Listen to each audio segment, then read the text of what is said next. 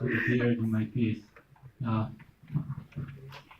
What I'll do is I'll try to keep it very, very short.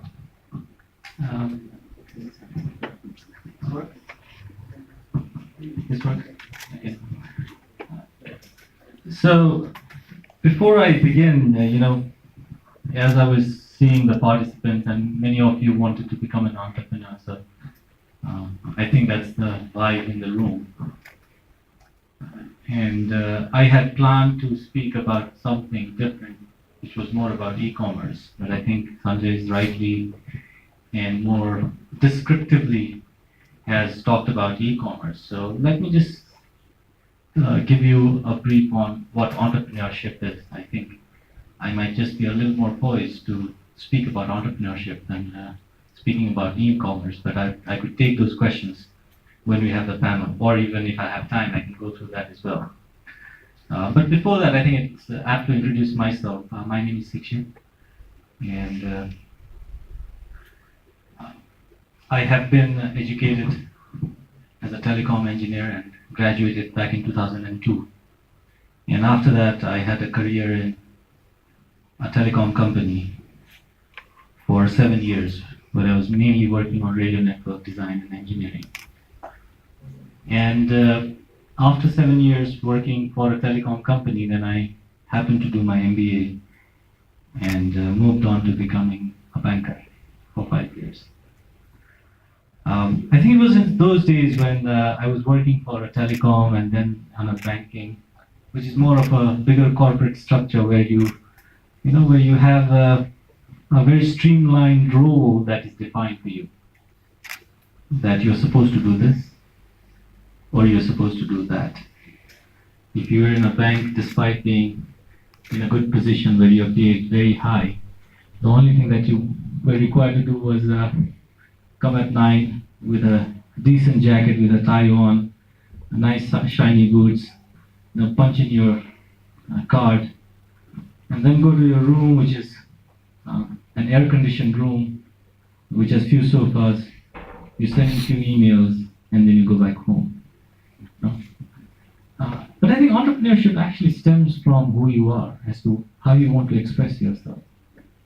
For me personally, when I was working for a bank, or for that matter telecom, I think I was restricted in a way of my own expression. You could still be an entrepreneur working for someone else, right? But most often, with the corporate structures and the bureaucratic structures that are there, you are restricted with that expression. And I'm someone who never knew what an entrepreneurship was. Unlike most of you who at least know the word and still want to become an entrepreneur today. As I was growing up, I didn't know what entrepreneurship was. Trust me, honestly. But what I knew about myself was I wanted to express myself. The expression that was curtailed when I was working for someone else. And it was that need to express myself led me to entrepreneurship. So entrepreneurship is not a job. It's not something that you want to do. I think it's a kind of a disbalance that you have within your psyche, within your mind, where you are not allowed to express yourself and you can express yourself. So it's much like music or art. That's how I feel. And you might differ with me, but that's what I feel about entrepreneurship. It's more like art, music. It's the way you express yourself. So for me, the kind of work that we do is my way of expressing to the world.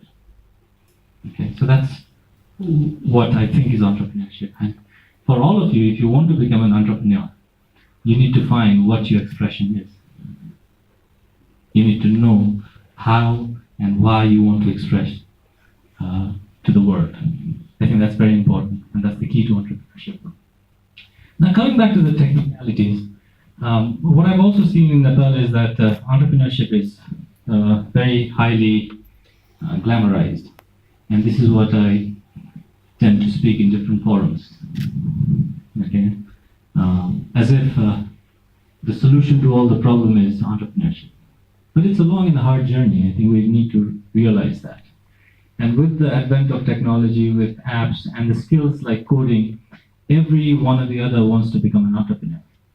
But what we need to also understand is where the global wave of technology entrepreneurship is moving. Okay. And today, I think we are already into the third wave of technology entrepreneurship. We had the first wave. First wave was before the new millennia, which is 2000, which was about creating an internet in itself. Okay, so all these companies like Apple, IBM, all these companies existed in the first wave of technology entrepreneurship.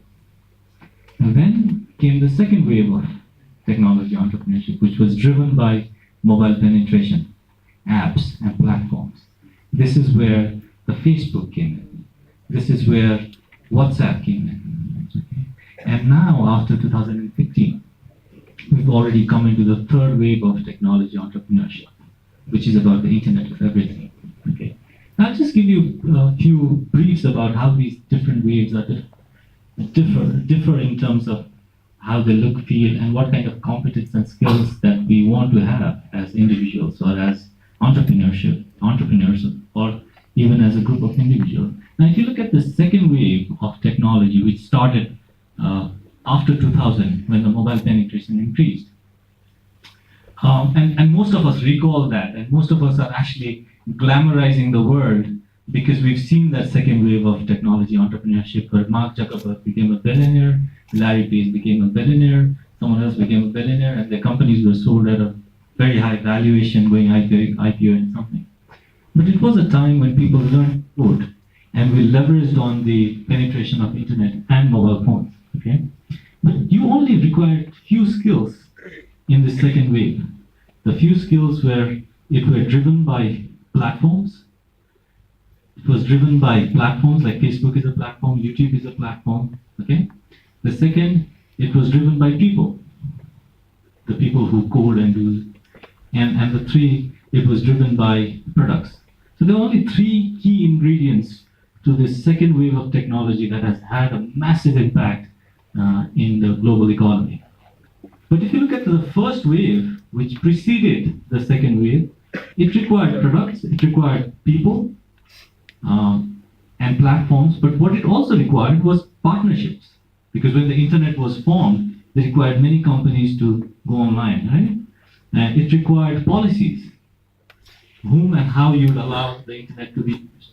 And then it also required perseverance, which means a long wait before you become successful. Now, if you look at the timeline at which IBM became successful compared to the timeline how